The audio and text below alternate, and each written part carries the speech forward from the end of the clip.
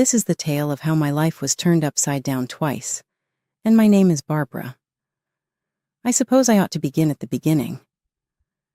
In a little suburban town, I was born to Mark and Lisa Smith, who were kind and caring parents. Mom was a nurse, while Dad was a journalist. Although we were poor, we were content. Up until the age of 12, my life was rather typical. At that point, everything altered. My folks were traveling home after a dinner party on a soggy Tuesday night. The phone rang as my granny and I were watching a ridiculous cartoon at home. I will always remember the shiver that went down my spine at hearing my grandmother's quiet cries coming from the kitchen. The days that followed were a haze. They said Mom died on impact. Dad made it through, just about. He was a shadow of the man I knew when I saw him in the hospital at last. He couldn't walk again, according to the doctor, because his legs were crushed. He croaked, "Barbara," and reached for my hand. "Dear, I'm really sorry. I truly apologize." I didn't know why he was expressing regret. He wasn't at blame. An inebriated motorist had crashed into their vehicle. But as I became older, I understood that he was sorry for our lives, the hardships we would experience, the mother I had lost, and the father he felt he could no longer be. However, my father, Mark Smith, possessed more resilience than he acknowledged. He poured himself into his work as soon as he was discharged from the hospital and got used to his wheelchair. Having always been a gifted writer, he now focused all of his energies on his work as an editor at the main newspaper in the city. Dad made sure I had everything I needed as I entered my teens. He urged me to get involved in clubs, establish friends, and lead as normal a life as I could. The reality was, though, I liked to spend time with him more. Together we would debate books, watch old movies, and he would assist me with my homework. Dad insisted that I attend an away schooling when it was time for college. He told the child, "You have to get out there and explore. I'm not a concern for you. I'll be all right." Though I was apprehensive, I knew he was correct, so I decided to major in accounting at State University. I met Jessica there, who would go on to become my closest friend, and it was via Jessica that I got to know Michael, her second cousin. Michael was kind, funny, and he didn't bat an eye when I told him about my dad. In fact, the first time he met Dad, they hit it off immediately, bonding over their shared love of classic rock. "Your old man's cool," Michael told me later, "and you're pretty amazing for taking care of him all these years." I shrugged it off, but inside I was glowing. For the first time since the accident, I felt like maybe, just maybe, I could have a normal life. A life with love, laughter, and yes, even a family of my own someday. After graduation, life seemed to fall into place like pieces of a puzzle. I landed a job at the local tax service, and Michael started working as a long-haul truck driver. We dated for 2 years before he popped the question on a crisp autumn evening in the park where we had our first date. I was over the moon, but there was one thing I needed to make clear. "Yes, Michael," I said, "but I can't leave my dad. He needs me." Michael's face broke into a wide grin. "I wouldn't have it any other way. We'll all live together. Your dad's apartment is big enough for the 3 of us, right?" The wedding was small but beautiful. Dad insisted on wheeling himself down the aisle to give me away. There wasn't a dry eye in the house as I stood there, hand in hand with Michael. I felt like I was living a fairy tale. But every fairy tale has its villains, and mine came in the form of my mother-in-law, Karen, and sister-in-law, Emily. From the moment I met them, I could tell they didn't approve of me. "So, your father is handicapped?" Karen had asked during our first meeting, her nose wrinkling as if she'd smelled something unpleasant. "He's disabled," I corrected, trying to keep my tone neutral. "But he works as an editor." "Oh, how nice," she interrupted, clearly uninterested. "Michael, darling, are you sure about this? There are so many nice girls from good families." I felt my face burn with anger and shame. Michael, bless him, immediately jumped to my defense. "Mom, Barbara is from a good family. Her dad's disability doesn't change that. I love her, and that's all that matters." That shut Karen up, but I could see the disapproval lingering in her eyes. Emily, taking cues from her mother, was equally cold towards me. After the wedding, true to his word, Michael moved in with Dad and me. Our life fell into a comfortable routine. I'd go to work at the tax office. Michael would be on the road for days at a time, and when he was home, we'd all have dinner together. But whenever Karen and Emily visited, the atmosphere in our home changed. They'd strut around like they owned the place, barely acknowledging Dad's presence. Once, I overheard Karen muttering to Emily, "It's a shame. Michael could have done so much better.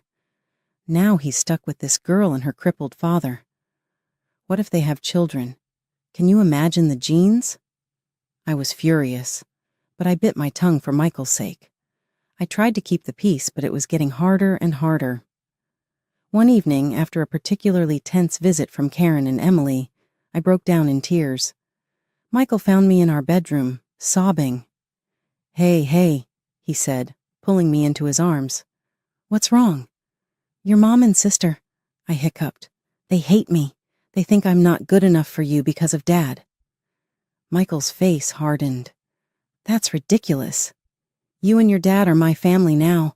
If they can't accept that, it's their problem, not ours."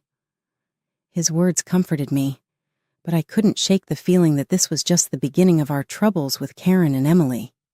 As the months passed, Michael's trucking business began to flourish.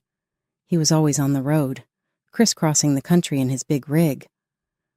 I missed him terribly when he was gone, but I threw myself into my work at the tax office and spent my evenings keeping Dad company. One crisp autumn evening, as I was helping Dad into bed, Michael called. His voice crackled with excitement over the phone. "Barbara, I've been thinking," he said. "How would you feel about buying a townhouse? It would be easier for your dad to move around in a wheelchair. He could spend more time outside. Plus, you could have a garden, something to keep you busy when I'm on the road." The more he talked, the more I warmed to the idea. I glanced at Dad, who was pretending not to eavesdrop. "What do you think, Dad?" I asked, putting the phone on speaker. Dad's eyes lit up. "A garden would be nice," he admitted, "and it would be easier to get outside." That settled it. Over the next few weeks, we threw ourselves into house hunting. We finally found the perfect place. A spacious townhouse with wide doorways, a roll-in shower for Dad, and a beautiful backyard. Taking out a mortgage was scary, but with Michael's income and mine, plus the rent from Dad's old apartment, we managed to make it work. We moved in on a sunny Saturday in spring, and I'll never forget the look on Dad's face as he wheeled himself out onto our new patio. "This is perfect, sweetie," he said, his eyes misty. "Thank you." We spent the next few months settling in, making the place our own. I planted a small vegetable garden, and Dad would sit outside for hours, soaking up the sun and fresh air. It was idyllic. Then came the housewarming party. We invited friends, colleagues, and yes, Karen and Emily. The party was in full swing when they arrived, fashionably late as usual. They sauntered in, eyeing everything with barely concealed envy. As we moved through the house, I could see the wheels turning in Karen's head. When we reached the master bedroom, she turned to me with a sly smile.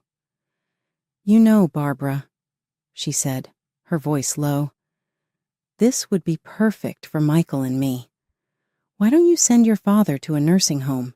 Then I could move in here." I felt like I'd been slapped. "Excuse me?" "Oh, don't look so shocked," Karen continued. "Your father isn't well. He's not a whole person anymore, is he? He doesn't need all this luxury. A nursing home would be more than enough for someone in his condition." Before I could respond, Karen marched out to the patio where Dad was chatting with some guests. To my horror, she grabbed the handles of his wheelchair and started pushing him towards the driveway. "Karen!" I shouted, running after her. "What are you doing?" "If he won't go to a nursing home, he can stay outside," she sneered. "That's what you wanted, isn't it? For him to be outdoors." I was shaking with rage and disbelief. Thankfully, Michael had heard the commotion and came running. His face turned red with anger when he saw what his mother was doing. "Mom," he bellowed. "What the hell are you doing? Let go of Mark's chair right now." Karen looked shocked at Michael's tone. "But honey, I don't want to hear it." Michael cut her off. "You and Emily need to leave now." After they left, Michael apologized profusely to Dad and me. "I'm so sorry," he said, his voice breaking. "I had no idea she would. I'm just so sorry." Dad reached out and patted Michael's hand. "It's not your fault, son. Some people, they just can't understand." Life settled into a new rhythm after the housewarming incident. Karen and Emily kept their distance, which suited me just fine. Michael threw himself into his work, taking on more long-haul routes to help cover our new mortgage. I split my time between my job at the tax office and tending to our home and Dad. 2 years passed in the blink of an eye. Our life fell into a comfortable routine. Michael was on the road more often than not, but when he was home, our little family was happy. Dad's health was stable, and he seemed content spending his days in the garden or working on his editing from home. Then came the call that shattered my world. I was at work when my phone rang. An unfamiliar male voice greeted me. "Mrs. Thompson, this is Officer Rodriguez from the Highway Patrol." My heart dropped into my stomach. "Yes?" I managed to squeak out. "I'm sorry to inform you that your husband, Michael Thompson, has been in a serious accident." The rest of the conversation was a blur. Words like head-on collision and didn't make it floated around me, but I couldn't process them. It wasn't until I heard myself thanking the officer and hanging up that reality began to sink in. Michael was gone. The next week was a haze of grief and disbelief. I moved through the motions of planning the funeral like a robot, barely able to comprehend what was happening. The day before the funeral, I steeled myself and called Karen. I thought she deserved to hear about her son's death from me, not from some impersonal newspaper obituary. "Hello?" Karen's sharp voice answered. "Karen, it's Barbara," I said, my voice trembling. It's about Michael. He's gone. There was an accident." There was silence on the other end of the line. Then, to my shock, Karen's voice came back dripping with venom. "This is your fault," she hissed. "You forced him to work so hard, driving that truck to pay for your fancy house. You killed my son." I was stunned. "Karen, that's not—" "Save it," she snapped. "I expect you to give him the best funeral money can buy, but don't expect a penny from us. You made your bed, now lie in it." The line went dead. I stood there, phone in hand, tears streaming down my face. How could she be so cruel? How could she blame me for this? The day of Michael's funeral dawned gray and drizzly, matching my mood perfectly. The church was packed. Michael had been well liked in the community, and it seemed like half the town had turned out to pay their respects. After the service, as people filed past to offer their condolences, I was struck by the absence of Michael's mother and sister. They hadn't even bothered to show up to their own son and brother's funeral. Dad reached out and squeezed my hand. "They're lost, sweetie. We're family, and we'll get through this together." As we pulled into our driveway, something seemed off. The lights were on in the house, which was strange because I was sure I'd turned everything off before we left. "Did you leave any lights on, Dad?" I asked, frowning. He shook his head. "No, I don't think so." As we got closer, I could see movement inside the house. My heart started racing. Were we being robbed on the day of Michael's funeral, no less? I helped Dad out of the car and into his wheelchair, my mind racing. Should I call the police? But as we approached the front door, I heard familiar voices inside, My blood ran cold as I recognized them. I pushed open the door to find Karen and Emily in our living room, surrounded by boxes and pieces of furniture. "What the hell is going on here?" I demanded, my grief momentarily forgotten in the face of this outrageous intrusion. Karen turned to me, her face a mask of false sympathy. "Oh, Barbara, dear, we're just helping you pack up. After all, you can't possibly afford to keep this place now that Michael's gone." I was speechless. Emily chimed in, her voice sickeningly sweet. "Don't worry. You can go back to your father's apartment. It's cozy." I could feel the rage building inside me. "Get out," I said, my voice low and dangerous. "Get out of my house right now." Karen had the audacity to look offended. "This house belongs to us now. All of Michael's property does. We're his family, after all." "Like hell you are," I exploded. "Where were you today, at his funeral? Oh, that's right, you couldn't be bothered to show up." Karen waved her hand dismissively. "We were busy making arrangements. Now be a good girl and start packing. We'll meet you out by tomorrow." I couldn't believe what I was hearing. These women hadn't shed a tear for Michael, hadn't even attended his funeral, and now they were trying to kick us out of our home. "I'm calling the police," I said, pulling out my phone. Karen and Emily exchanged worried glances. They clearly hadn't expected me to fight back. "Now, Barbara," Karen began, but I cut her off. "No. You have exactly 5 minutes to get out of my house before I call the cops. This is my home. Michael and I bought it together. You have no right to be here." Maybe it was the steel in my voice, or the fire in my eyes. But Karen and Emily finally seemed to realize they'd gone too far.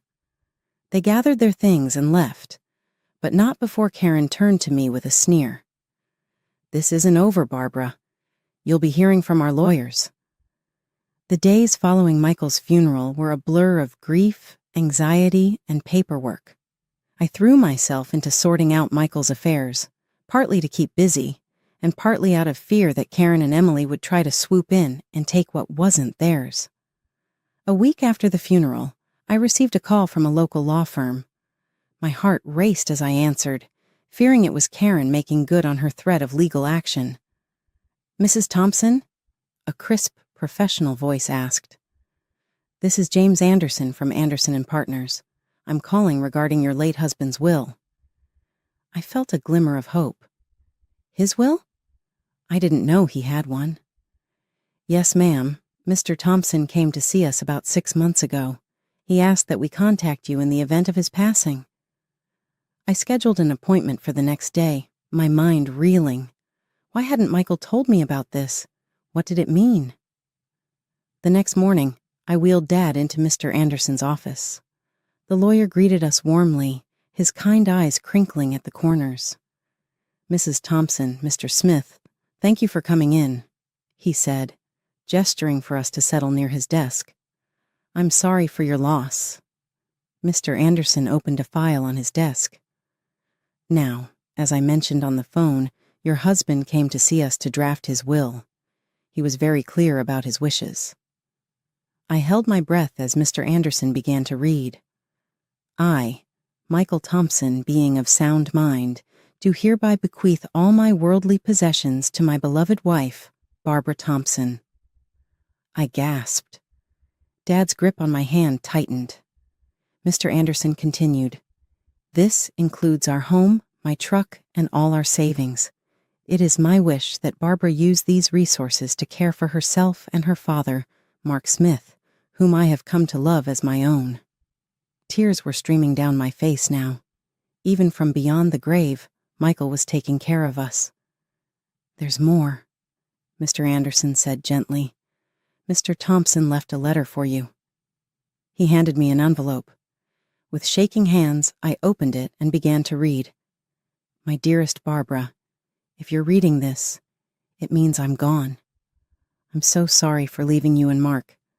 Please know that you two were the best thing that ever happened to me. I made this will because I know how my mother and sister can be. I didn't want to worry you, but I needed to make sure you and Mark were protected if anything happened to me. You're my real family, Barbara. You and Mark, not them. Take care of each other. Live your lives to the fullest, and know that I'll always be watching over you. All my love, Michael. I clutched the letter to my chest, sobbing. Dad was crying too, his weathered hand patting my arm. Mr. Anderson gave us a moment before speaking again. Mrs. Thompson, there's one more thing. Your husband's truck was insured. Given the circumstances of the accident, the insurance company will be paying out the full value of the policy. I looked up, sniffling. What does that mean? It means, Mr. Anderson said with a small smile, that you'll be receiving a substantial sum, enough to pay off your mortgage and then some. As we left the lawyer's office, I felt like a weight had been lifted from my shoulders. We were going to be okay. Michael had made sure of it. As we pulled into our driveway, I noticed a familiar car parked on the street. My heart sank as I recognized Karen's sleek sedan. Oh no, I muttered. What now? Sure enough, Karen and Emily were waiting on our front porch. But this time, I wasn't afraid. I had Michael's letter in my pocket and the strength of his love in my heart. Barbara, Karen began as we approached, her voice sickly sweet. We need to talk about Michael's estate. I stood tall, looking her straight in the eye. No, Karen, we don't. Michael left everything to me. It's all legal and official. And do you want to know why? Because we were his real family, not you. Now please leave. You're trespassing on my property. For once, Karen was speechless. Emily tugged at her arm, whispering urgently. With one last venomous glare, they got in their car and drove away. The weeks following our meeting with the lawyer were a whirlwind of activity. I threw myself into settling Michael's affairs, grateful for the distraction from my grief. The insurance payout came through, and true to Mr. Anderson's word, it was enough to pay off our mortgage with plenty left over. One afternoon, as I was going through Michael's desk, I came across a small notebook. Here, IOUs. I opened it and found pages filled with his messy scrawl. It was a journal of sorts, filled with his thoughts and plans for our future. Thinking about starting a college fund for our future kids, one entry read, want to make sure they have the best start in life. My heart clenched. We had talked about having children someday, but had decided to wait until we were more financially stable. Now, reading Michael's private hopes and dreams, I felt a fresh wave of grief wash over me. Oh, Michael, I whispered, clutching the notebook to my chest. We had so many plans. That night, I tossed and turned, unable to sleep. My mind kept drifting to the journal, to the future we'd never have. When I finally drifted off, I dreamed of Michael. He was smiling, holding out his hand to me. It's okay, Barbara, he said in my dream. Everything's going to be all right. I woke up the next morning feeling different. I couldn't quite put my finger on it, but something had changed. As I got ready for work, a wave of nausea hit me. I barely made it to the bathroom in time, but as the days went by, the morning sickness persisted. At first, I chalked it up to stress and grief, but a small voice in the back of my mind whispered another possibility. Finally, after a week of this, I found myself standing in the pharmacy aisle, staring at pregnancy tests with trembling hands. I bought one and hurried home. The 3 minutes I waited for the result were the longest of my life. When I finally looked at the test, I saw 2 clear blue lines. I sank to the bathroom floor, a mix of emotions overwhelming me. Joy, fear, grief, hope. They all swirled together in a dizzying cocktail. Barbara? Dad's voice came through the door. Everything okay in there? I opened the door, tears streaming down my face. Dad's expression immediately changed from concern to alarm. What's wrong, sweetie? He asked. I held up the test, my hand shaking. I'm pregnant, Dad. I fell into his arms, sobbing. He held me, stroking my hair like he used to when I was a little girl. "It's okay," he murmured. "It's going to be okay. You're not alone, Barbara, and this baby is a gift, a piece of Michael that will live on." His words struck a chord in me. This baby was a part of Michael, a continuation of our love. Suddenly the fear began to recede, replaced by a fierce determination. "You're right," I said, wiping my eyes. "This baby is a gift, and we're going to be okay." Dad smiled, his eyes crinkling at the corners. "That's my girl. Now let's get you something to eat. You're eating for two now, after all." As we made our way to the kitchen, I felt a sense of hope blooming in my chest. Yes, the road ahead would be challenging, but with my father by my side and Michael's child growing inside me, I knew we could face anything. As my belly grew with our child, I found strength I never knew I had. Dad was my rock, always there with a kind word or a helping hand. We settled into a new routine, just the two of us, eagerly anticipating the arrival of the newest member of our little family. One sunny afternoon, as I was tending to the garden Dad and I had planted together, I heard a car pull up. My heart sank as I recognized Karen's sedan. What could they possibly want now? I made my way to the front of the house, one hand instinctively cradling my swollen belly. Karen and Emily stood on our porch, looking comfortable and slightly desperate. "Barbara," Karen began, her voice lacking its usual sharpness, We need to talk to you." I raised an eyebrow but said nothing, waiting for her to continue. Emily chimed in, her eyes darting around nervously. "We've hit some hard times. We were wondering if we could stay in your father's old apartment just until we get back on our feet." I couldn't believe what I was hearing.